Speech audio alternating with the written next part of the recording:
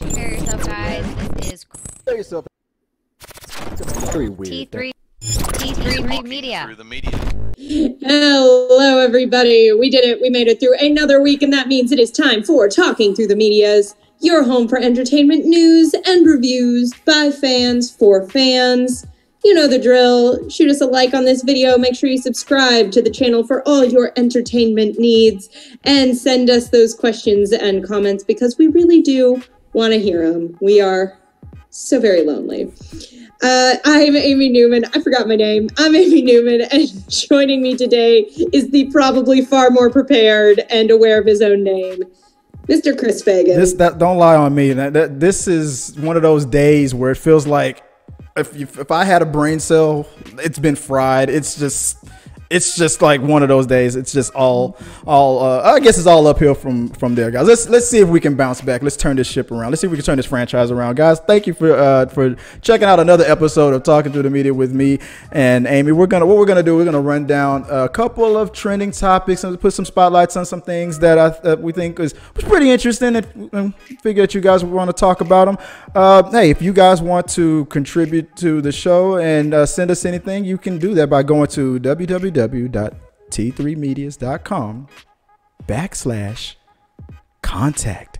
And if you also want to just get something on the We Got Your Mail segment, just hit us up at T3 Medias on all the social media. You know, anything that you want to say, questions, comments, concerns, you know the drill. Just do that. It's right there. We're always ready to talk. Exactly. We're not shy. No subject is off the table. Well, let's not say that to them. Well. And if you want to check out the podcast, guys, remember that's at SoundCloud or on iTunes. Just check it out. It's at T3 Medias. And okay, so with that all out the way, Amy, what is the first topic we're going to talk about today? From Cinemablend, we have the breaking news. Family Guy veteran Mike Henry, who voiced Cleveland Brown for 2 decades, geez, I'm old, stepped away from his role after the news broke that YouTube impressionist Arif Zahir would continue the legacy. He shared the announcement on his Instagram page, thanking the fans for their support and expressing gratitude to Mike Henry and the team at Family Guy for creating the character. It's been so hard to keep this a secret, but here it is. The cat's out of the bag. Thank you to all of you who supported me over the past 7 years. I could have never imagined such an achievement. Thank you, Mike Henry, for the amazing character you've created, and everyone at Family Guy Fox for giving me this incredible opportunity. I promise not to let you down, said Zahir. Mike Henry, who also serves as a producer and writer on Family Guy, later responded to the post, "Looking forward to working with you, Arif. Let's talk cleave to cleave sometime soon." That's nice. I did myself a favor, and I read that article, and I said, that's nice. And then you know what I did? I didn't read the comments, and it was so... Were you not supposed to read those comments? I was so much happier for not. Well, let me tell you what you missed. Well, I only read like a few. I mean, you get the typical stuff, guys. See, before I get into that, I mean, overall, we kind of talked about this before on another show, but overall, I'm happy because my question was answered. I was thinking, okay, because I didn't know anything about Arif at all. I didn't know that he built a YouTube channel and got popular because he was imitating Cleveland Brown, which I also do as well. I thought my Cleveland Brown. Can I get a little taste of that right now? Can I just get a little? Oh, what do you want? The signature laugh? The what? I mean, just, what? You know, dealer's choice. Really, this is your audition. Oh, okay. We have Chris Fagan. All right, Chris. Hi. What are you gonna be? Go ahead and just hit us with a little bit. Oh, let me. All right, yeah, you prepare to be amazed. Here we go. You ready?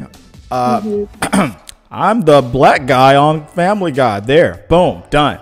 That's all. I do it okay, Cleveland Brown. Oh, Peter, that's nasty.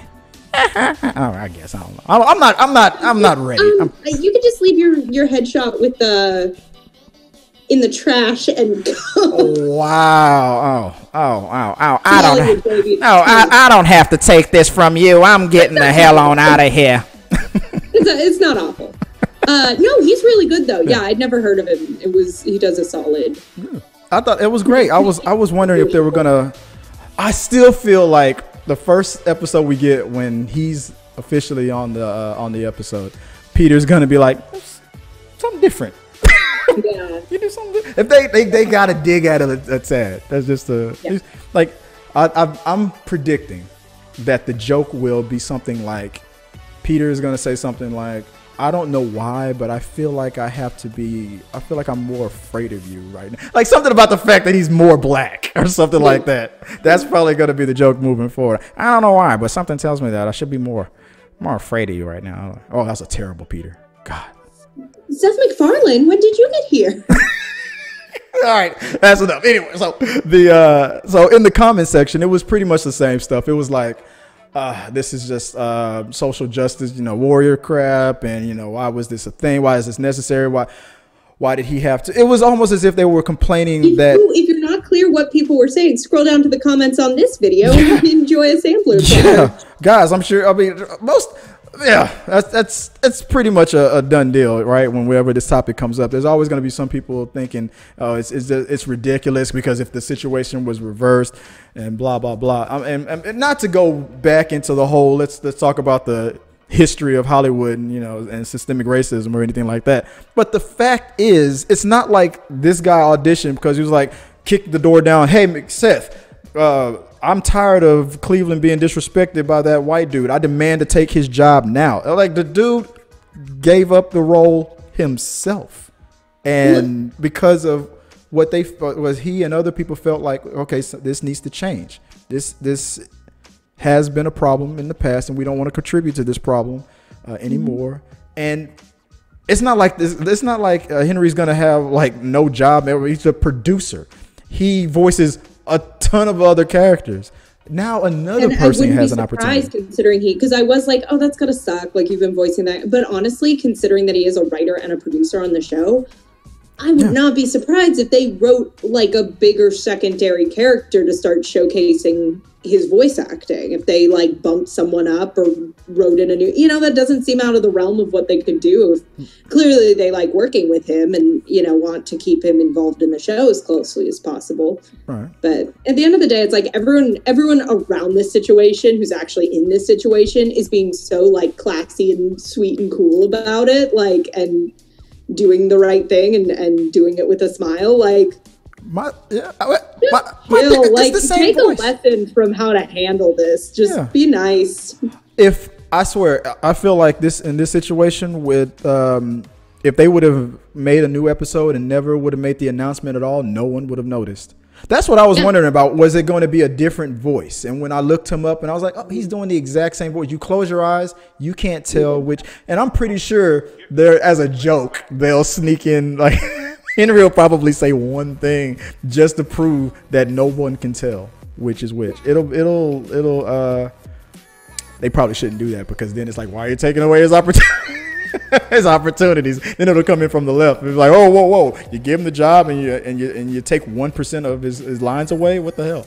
But now, real quick, not the point, but oh my god, I feel so old. I was like, Family Guy's still on? Family Guy's been on for 20 years. 20 years. What is happening? Only the Simpsons. It's like ever since the Simpsons became like a 50 year-old show, it's like now cartoons. This is not 50 years old. Don't say that. It's like damn near. It's damn near. It's like season 30 something, almost 35. I have been watching a lot of old Simpsons, and it's bizarre that like going back and watching the episodes I remember watching as a kid feel like a period piece now. I was surprised that Family Guy was right up there with them, and hell, Bob's Burgers. It's been 10 years pretty much, and I'm like, whoa.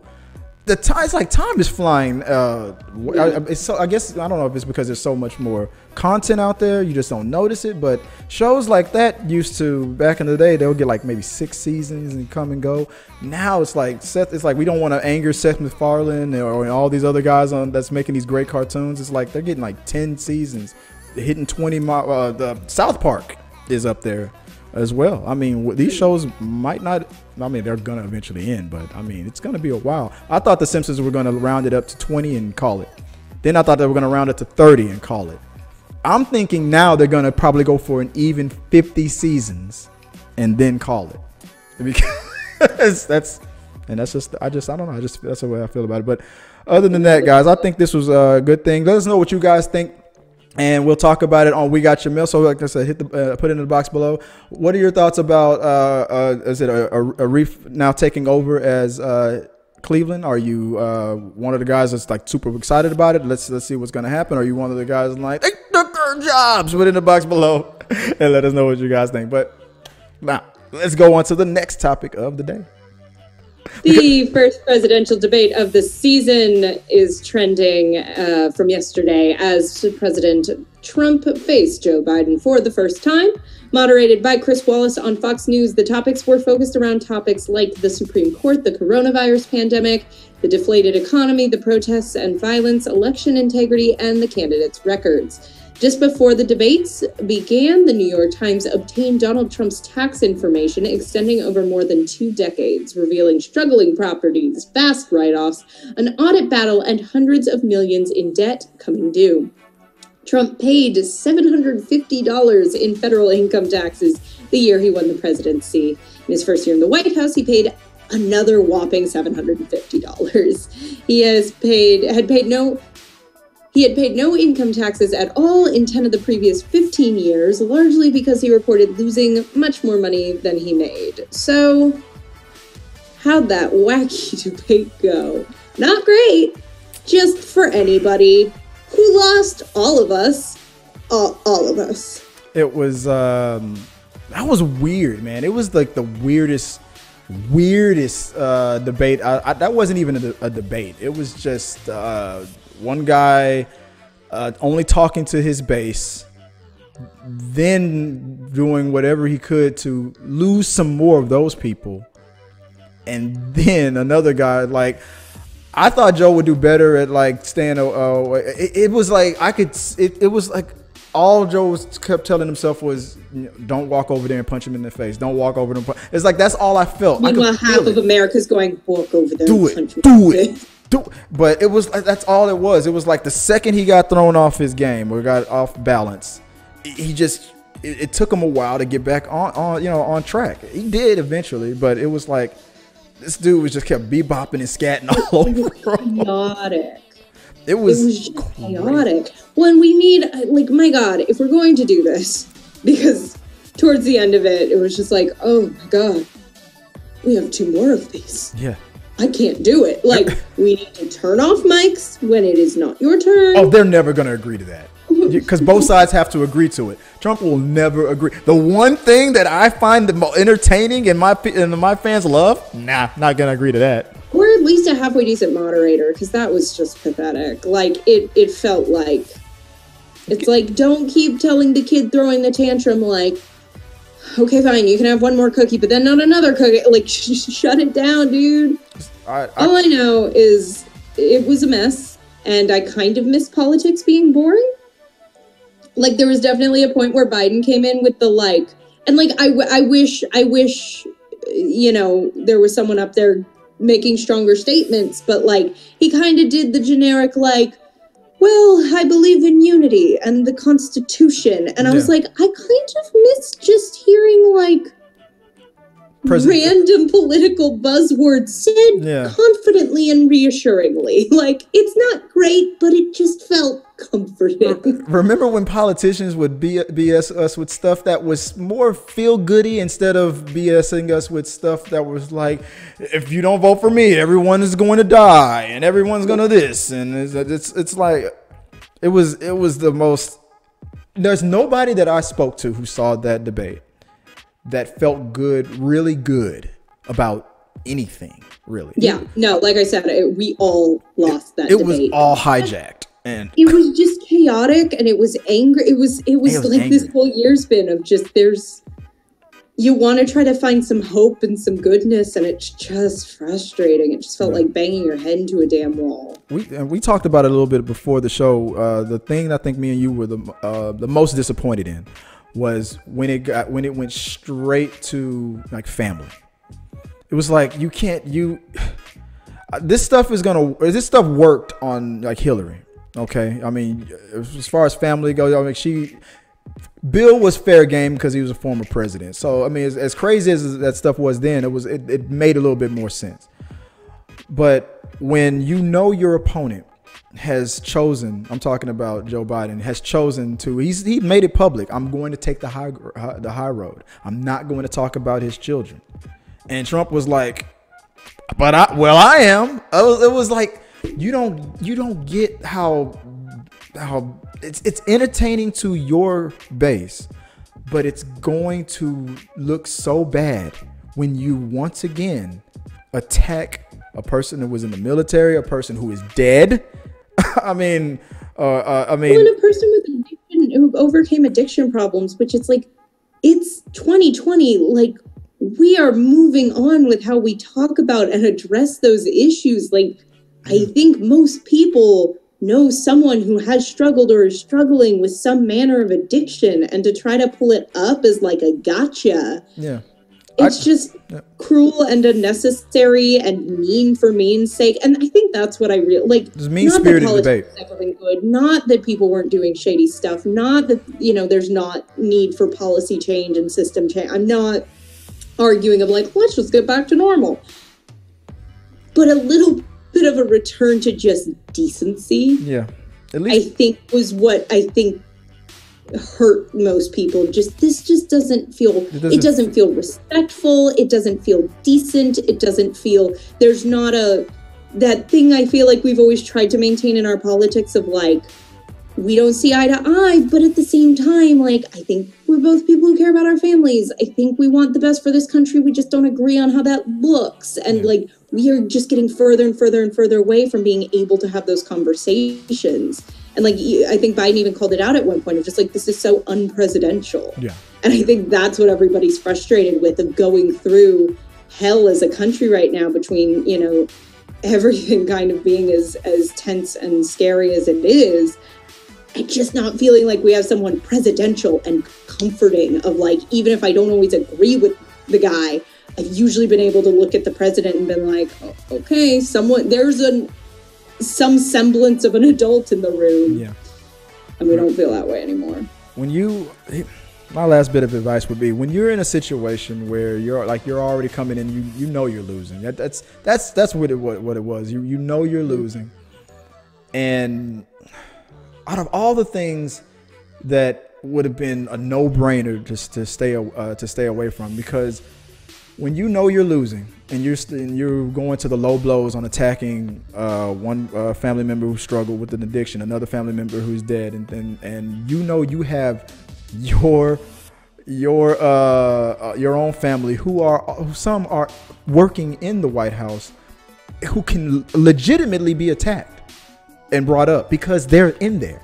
And your only attack really is if you vote for the other guy, they're gonna this. That's all you heard from him.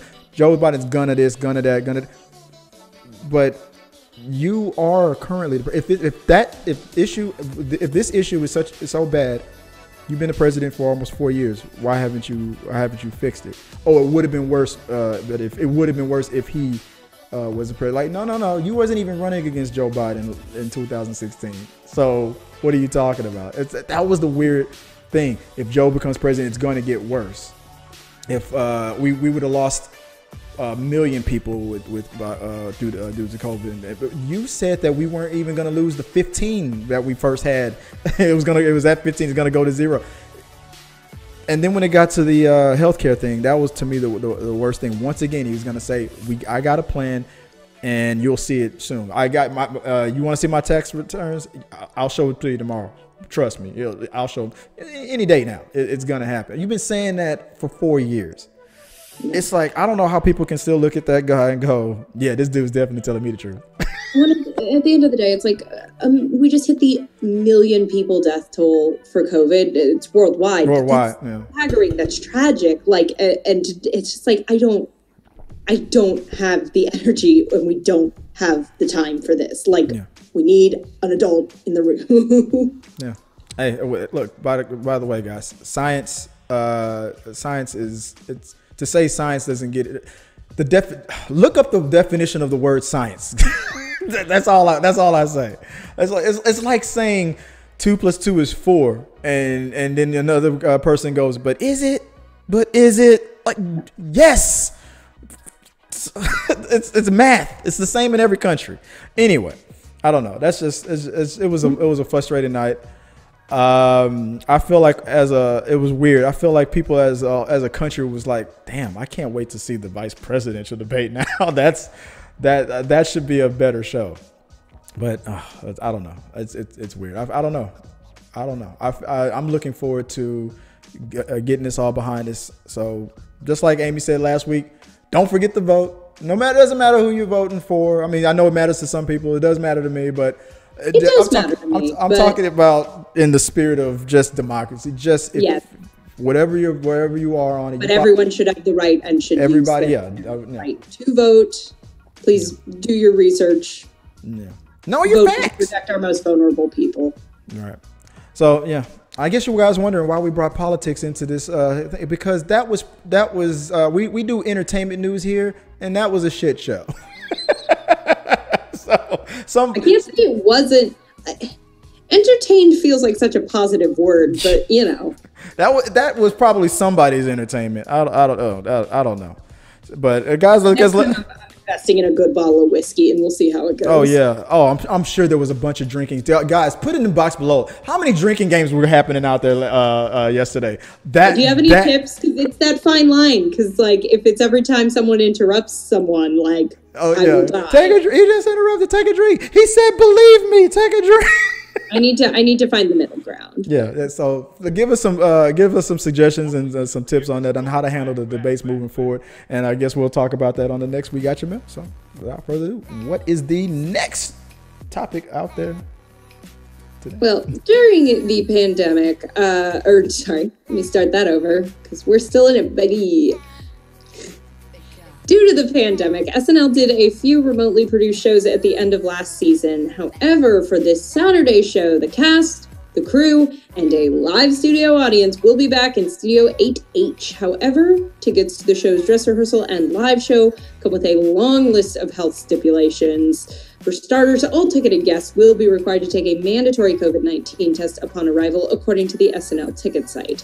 This is a self-administered lower nasal antigen test with results yielded before the show, the instruction reads. In addition to that test, temperature checks will also be required at check-in, and approved masks will be required at all times well inside 30 Rockefeller Plaza.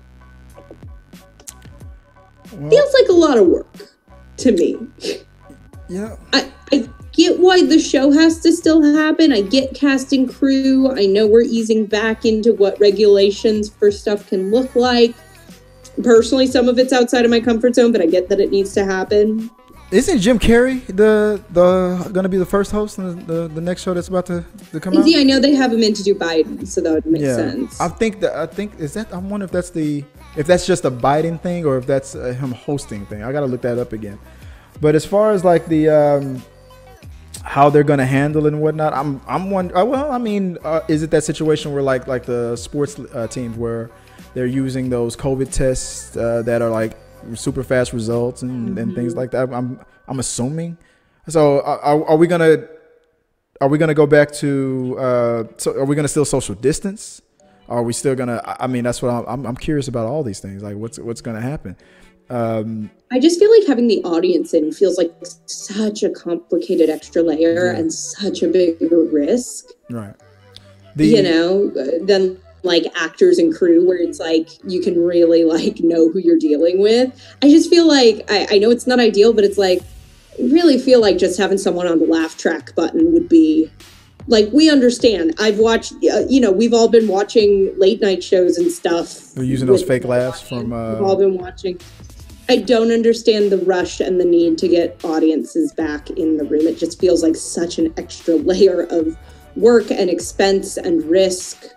Again, I don't begrudge them trying to get the show back, but hearing all that, it just feels like, why? I wouldn't care if I was watching SNL with a laugh track. Like, I'd still tune in to see how it was. The Weekend Update is the one that works even in the pandemic. It still makes sense. So I wouldn't be upset if for a while if it was just mostly the Weekend Update, and then they can. I mean, the Weekend Update takes up a good chunk but I don't know, an hour and a half of the weekend update. I guess that would I mean, that would be bad. Honestly, I actually did, and I understand why they're going back to in studio because it is a really different show. I gave them a lot of I give them a lot of credit for the work they did at the end of last season.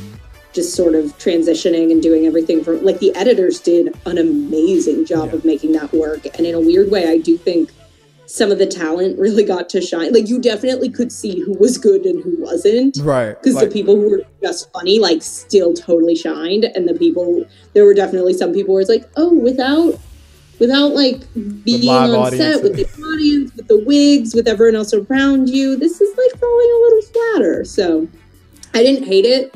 I'm curious to see what they do. I think the one person that stands out to me the most, I don't know if he's the one that, or one of the ones that you were thinking about that did a decent job from home.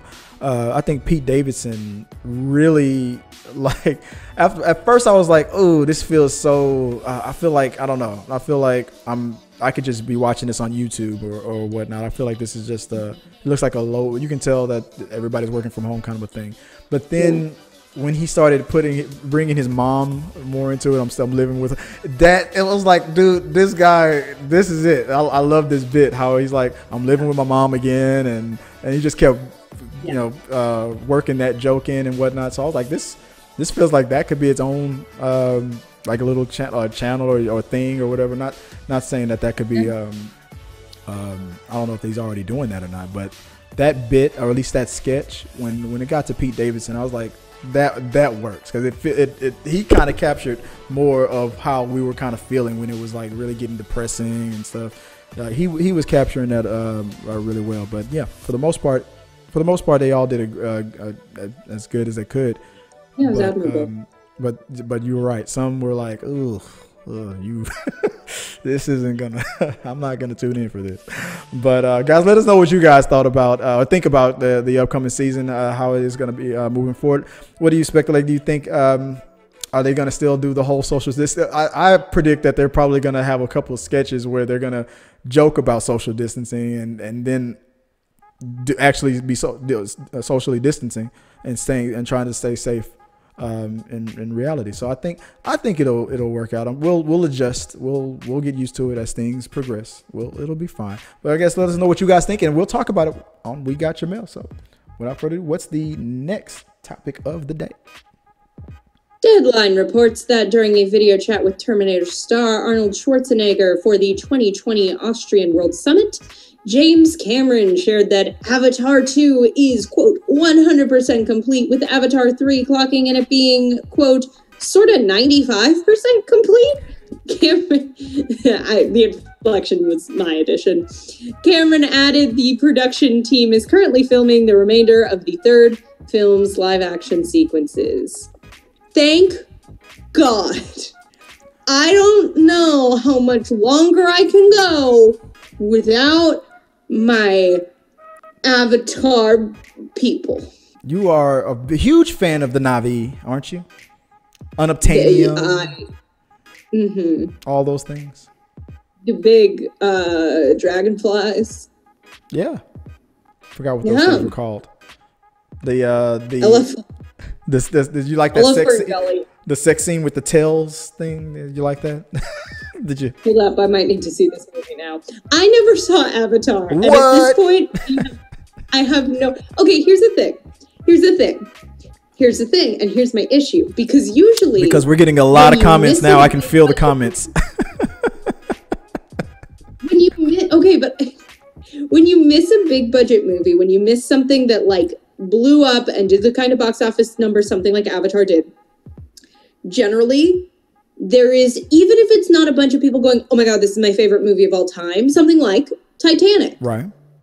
I didn't see Titanic when it came out because I was little and I thought it would scare me. I was like, no, that sounds sad. And, between then and when I was in kindergarten when it came out and college when I finally saw it, you hear enough about Titanic. You hear enough people quoting, never let go. I'm king of the world. Draw me like one of your French girls. Look at me on the boat. All those quotes from Titanic. And you want to see it. Yeah. You get that little bit of all right, I feel like I should figure out what's going on. Let me guess. You didn't get that. No one has ever quoted a thing from Avatar, literally ever.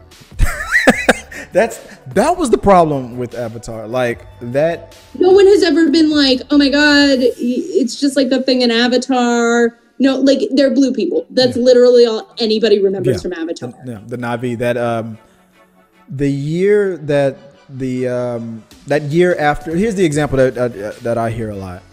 That Halloween after Avatar first came out, everybody was painted up in blue. They loved it. Oh my God, this is, that cosplay got really Smurfy out there, right? The Halloween after that, not so much. The Halloween after that, no cultural staying power. Yeah, it didn't. It popped. It was a huge time and snapshot in the history of Hollywood, and then in the box office world, it came and it went. And now I will say this. Oh, sorry. Go ahead. Oh no, go ahead. All I will say is I finally saw Titanic because they re-released it in theaters. Oh, they will re-release. They're gonna re-release this. And that might get me out there because it's also a movie where everybody's kind of like, if you didn't catch it in theaters, it's really not. It's such a great movie. It's just the effects and the 3D were like kind of the first of its kind to really knock that out of the guys, let me know if you agree with what I'm about to say here right now. I mean, you guys love Amy's reactions. Amy, what if we get you to watch Avatar at home and you record yourself watching it?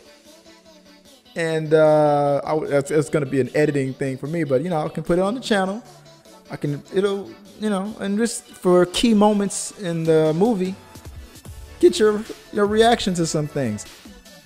Yeah, I'd be on board to do that. Let us know, guys, if we want to peer pressure Amy into that. You already can tell. I'm thinking, because I was like, that was the first thing that popped in my head. Why you didn't? I'm not saying that I'm one of those guys like you gotta see it. I'm like, no, it's.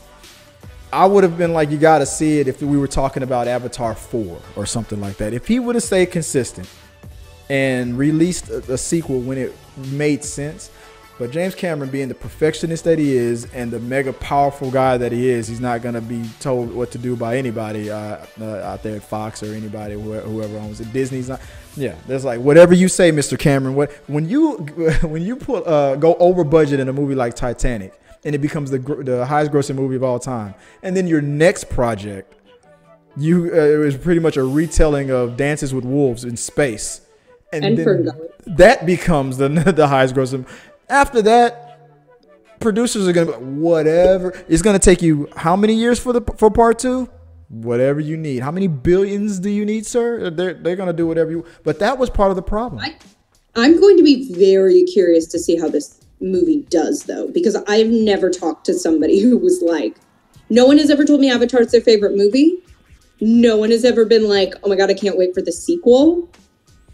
I think the most like post-Avatar hype I've ever heard was when they opened the ride at Disney World. Right. And everybody was like, this ride's phenomenal because it's effects, it's world building. Yeah. It's Disney World.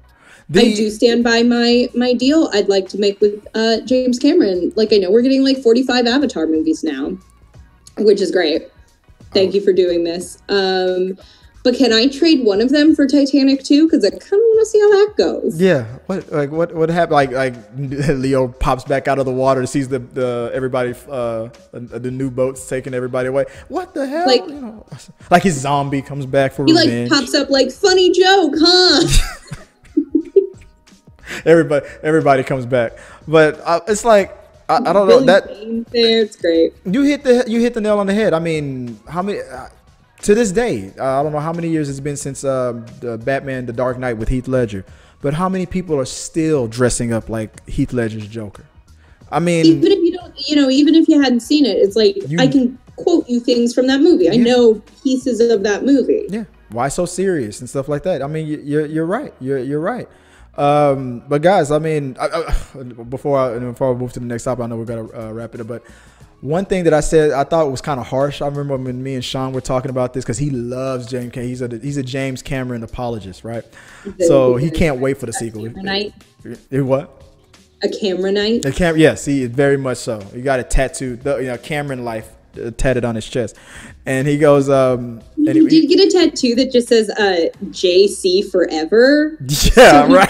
A lot of mixed responses. What would James Cameron do? WWJCD, and people are like, what would James Cameron do? Like he would delay that movie for another 3 years. But I told him, I looked at him, and I didn't even know I was gonna say it, but it popped in my head. I looked at Sean and I was like, dude, more hardcore Avatar fans have died than are being born.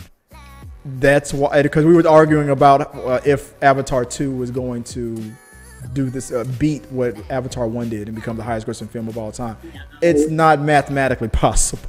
Maybe if 2020, in like 2 or 3 years after the first movie came out, maybe then you ride in the wave, but 12 years, 13 years, not mathematically possible. Not gonna happen.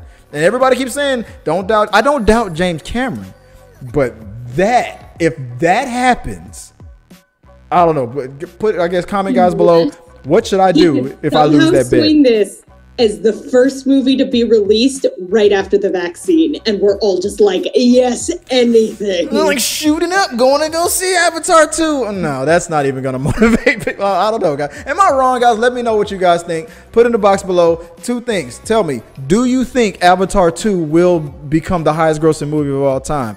Do you think, or won't it? Maybe I'm going to probably put that in the community and make that a yes or no question. Let's vote on that. Let's talk about it on We Got Your Vote. Will Avatar 2 become the highest grossing film of all time? Another thing, do you think Amy should do a reaction to watching Avatar for the first time? Let's put it in the box below. Let us know what you guys think, and we'll talk about it on We Got Your Mail. All right, what's the next topic? From Variety, Batwoman star Javicia Leslie has revealed a first look at Gotham's new hero, Ryan Wilder. The actor teased an image on Friday via Instagram in which she's suited up in her cape and cowl. "Look out, Gotham, I'm suited up and ready to go," she wrote. But just wait until Ryan Wilder puts her own spin on the Batsuit. Leslie will portray a new character on the CW series, described as a likable, goofy, and untamed character. She is nothing like her predecessor, Kate Kane, previously portrayed by Ruby Rose, who shocked fans when she announced her departure from the show in May. I like likable and goofy. I do not like the wig they put her in. I mean, that's the wig. I mean, that's what Ruby Rose wears. It's not a good wig. It looks like a Party City wig. Like, it bothered me. It looks better in the cartoon and in the comic book. It looks better, but when you see it live action, it took some getting used to. And I watched season 1 of Batwoman, and when Ruby Rose, her character is Bruce Wayne's cousin, by the way, when she came around looking for Bruce, who's been missing as well. Coincidence? Why Batman is missing? Bruce Wayne hasn't been seen in a while. Nobody's curious about that. Let's just keep moving past. But she puts the outfit on, and she didn't put the wig on. It was just the regular, a Bruce Wayne that feels like you look like you kind of toned down or trimmed down a little bit there, Batman. What's going on? But it was a whole thing. Great rap, Batman. Yeah, it was like 3 or 4 episodes before she put the wig on, and she did it just to let people know, I'm not Batman. I'm a different person. I'm Batwoman, and that's the purpose of the wig. It's gonna be weird what I'm about to say. I don't know why I feel like I'm being a little racist against my own people. It's like I've heard there's been a black Batwoman before. I've never seen it on the like the comic book version or not, but I don't know why that wig throws me off so much. I just feel like a bunch of inappropriate, and maybe people are going to be thinking about all kinds of crazy messed up jokes, and maybe I'm about to give them ammunition right now. But all I feel like right now from seeing the image is a bunch of inappropriate jokes about like weaves and stuff, like they're stereotypical jokes that black women get all the time and whatnot. That's what just when I saw the image, I was like, I mean, she's a beautiful woman and everything like that, but the second you put that wig on her, I was like, here come all the jokes about weaves or this and that and the other. I feel like she's going to. Ruby Rose was already getting beaten up in that fandom because of her acting ability and all that stuff. I can only imagine. I didn't read the comments this time. I didn't even want to go there. But I'm just wondering.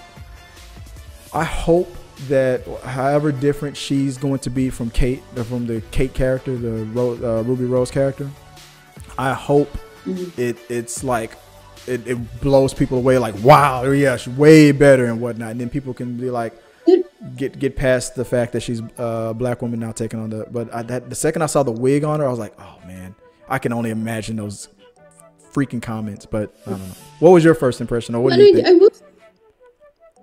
Well, if that's your instinct, and I didn't know that was just pretty directly what they had Ruby Rose in, and it's, you know, my instinct was not racial. It was just like, that is just not a great wig for such a high budget, you know, what should be a pretty high budget costume. Right.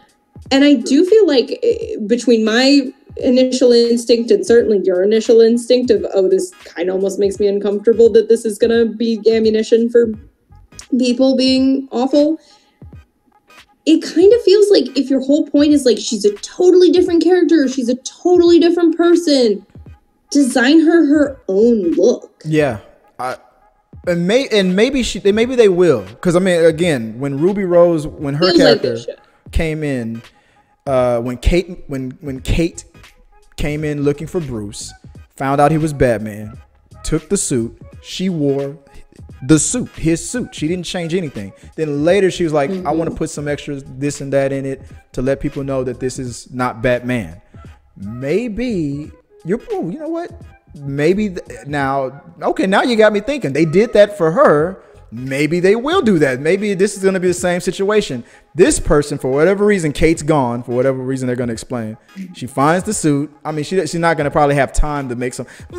Those people are dying out there. But before I go out there, I got to make some modifications with this. This wig ain't going to work for me. I don't think she's going to be thinking that. She's probably going to put it on as it is because she has to get out there. And then maybe 3 episodes later, maybe they will, because for me, you're right. I would also just think if they were going to do that, it would be in their own best interest to maybe use the better promotional images when you're dealing with a casting switch that some people are already butthurt about. Yeah. Like, put your best foot forward, you know. And to me, that was the only thing of like everything I've seen of this actress. It's like, oh, she seems really cool. I feel like that's an interesting direction to take a character, like a little goofier and more likable. Yeah.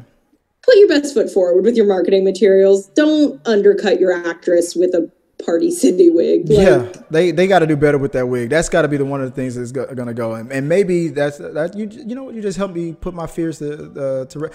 Maybe they're going to do the same thing with her. I don't like. Okay, I've been out in this suit a couple times. You know, people. You know, this wig ain't working for me. And as long as they don't give her like dreads or braids or something like that, I don't think. Oh yeah, I know they won't do that. But God, you never know sometimes. But I don't know, guys. Let me know what was your first reaction when you saw the image? Did you read the comments out there? I was afraid to. Were they nice? Were they the same? Was it? Are you one of those guys that's out there thinking, let's just see what happens? Because trust me, there's a lot of people who already hate the show and want it to get canceled based on what happened in season 1. So let's see if they're gonna move into a better direction. I'm gonna definitely give it a chance. Supergirl already got canceled, so you know, let's give this a chance. Let's hopefully it'll progress, and then you know, maybe the whole franchise will get turned around. Let's find out. Put it in the box below, and and we'll talk about it on We Got Your Mail. Okay. Speaking of We Got Your Mail, we always save one for the end of the show, and I think we got one. Let's switch gears. If you guys, like I said, if you want to send us a comment, you can always send that to us at T3 Medias on social media, you know, or here on the comments here on the channel, and we'll talk about it on the weekend We Got Your Mail. But like I said, we always save one for the show. So do we have anything out there already? What do we got? We have our very special We Got Your Mail from James Cairns. Saying, I believe this was in response to a stand-up reaction, saying, men aren't scared of dying alone. We are scared of living miserably. Oh, yeah. Oh yeah, James is commenting. Ooh. I was yeah, that was one of the Bill Burr reaction comments. The I You think good? and the reason, you know what, the reason why I didn't highlight which video, I mean, it came from, it was because it's just like you said, the statement alone right there. It's like, That sounds like something out of a friggin' movie. I'm not scared of dying alone. men aren't scared of dying alone. We're scared. I mean, no, I think you could say that about a lot of people. That's not just men. There's a lot of people who know their worth out there who are like, what do you think the phrase came from? I can do bad on my own. I mean,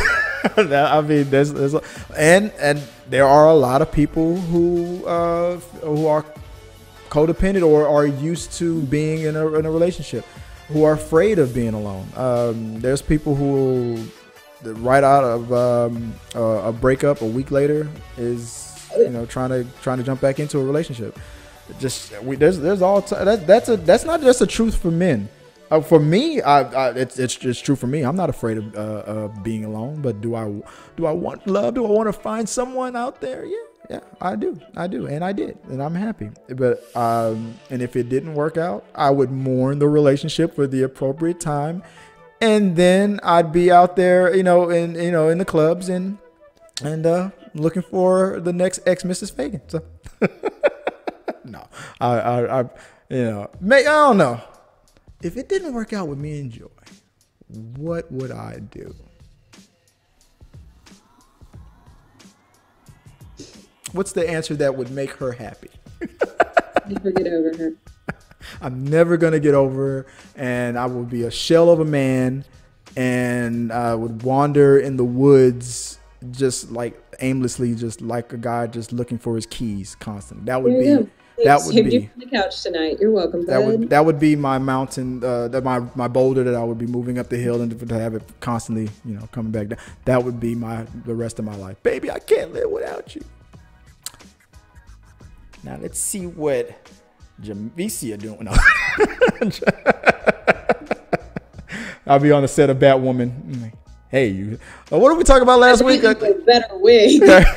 Like, hey, baby, you want a better wig? No, I wouldn't. What about you? Are you the type of person that's okay with being alone, or? Like? Yeah, well, I'm an incredibly extroverted person. So no, in the sense of like, I want to have people in my life. But before I met Eric, I was very much a person who, I was very much team like, I'm not going to waste time on a bad relationship. I'm not going to wait. Like, I was single for a very long time before I ended up with Eric. And that was just like no, you actually make my life better. This isn't I need somebody. It's I want to be with you thing. So I would say I definitely fell in that category of like, I don't mind being alone. But a lot of that is, I don't think a romantic relationship defines if I'm alone or not. Like I have, if things didn't work out with Eric, I would be crushed, obviously. But like, I do have my family, my friends. Like I have a really full and lovely social life full of people who I have very deep personal relationships with. Right. So to me, it was always like, I have that. I don't need a romantic partner to just fulfill something. Right. I'll do it if it makes sense, but I was never someone who wanted to. There was a joke in there somewhere. I'm not gonna go there. There was a joke there. Right. I'm gonna let it go. No. Yeah, I'm with him because we work well as partners and teammates and friends, and if that wasn't the case, then yeah, I would rather be alone than be unhappy. Yeah. In a relationship. So basically, James, that comment, I mean, it's not just for guys. I mean, because I guess based in context of what the comment, the video that the comment came into, I think it was it gold digging? Bill Burr's a gold digging horse video. I think that's where it came from. Men are scared of living miserably. I mean, define miserable. I mean, in most situations, some people create their own misery and whatnot. I can be in a relationship where the other person is totally,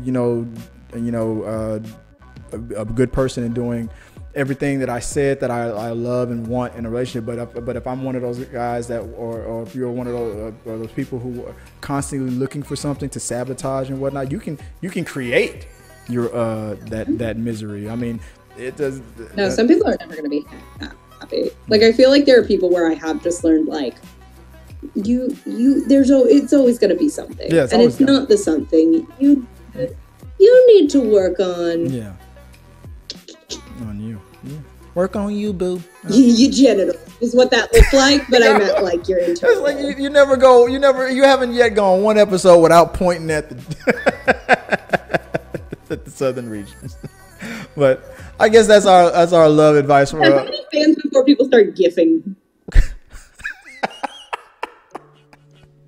That would be a good meme, guys. Validate me, guys. Make that. I'm not happy inside. Make things. Yeah, make that meme happen. But all right, guys. Yeah, that's our advice we're gonna give for today, guys. But James, just hang in there. Advice? Oh God. This became an advice show. James, hang in there. You're doing great. You work on you, boo. Well, guys. That's the show, guys. Let us know what you guys. Like I say, hit the like button. Let us know what you guys think. Always send us those comments, those questions, anything that you suggest for the channel. We appreciate you guys as we head towards the 5K mark, and we're hopefully going to be going live. I mean, we're thinking maybe next show. I said if this channel is at 4,999 subscribers before we start recording tomorrow, we're not going live. We're not. So it's up to you guys. Set a goal. I gotta hit that mark. You gotta have. We'll be making our burner accounts. Right, exactly. So so maybe by episode 152, maybe we'll be streaming this live. Guys, if you only knew how I totally cleaned it up, but there was so many things that went wrong that you guys have not seen. But so I'm kind of glad this wasn't the episode because I would have been totally embarrassed. So. Thanks, guys. I apologize for my language, Chris. If you could just. Oh yeah, so me. I can't monetize this video. What you said about my mom was just true but hurtful. No, I know. I'm speaking from experience, Chris. Right. But guys, again, you can always hit us up at T3 Medias on Facebook, on Twitter, and Instagram, all the social medias. Or like I said, once again, you can send us a topic that you want us to talk about. Send it at t3medias.com/contact. And enjoy I'm glad you enjoyed the show, guys. Once again, Amy Newman, if you don't mind telling them for the umpteenth time where they can find you online, if fine. The people need it. I'm on Instagram at amy.n.newman and on Twitter at amy_n_Newman. On Twitter and Instagram, right? Yeah, I said that. Am I going deaf? I'm taking a social media break because it makes me feel dead inside. Two thumbs down. And for me, if you can find me at Twitter and on Instagram, Chris Fagan 1980. On that's where you can find me on that. And if you just in case if you were wondering, Talking to the Medias was filmed in front of a live studio audience of fanboys who are going to be so mad that Endgame still will be the #1 movie of all time because Avatar is not necessary. Suck it. Wait, I gotta get you on for that. There you go. 2 words for you. Till next time, guys. Peace. If you like what you saw, make sure to subscribe to the channel and please drop a like on this video. It really does help us. Also, don't forget you can turn on notifications so you don't miss a single review, react, why is that trending, or we got your mail.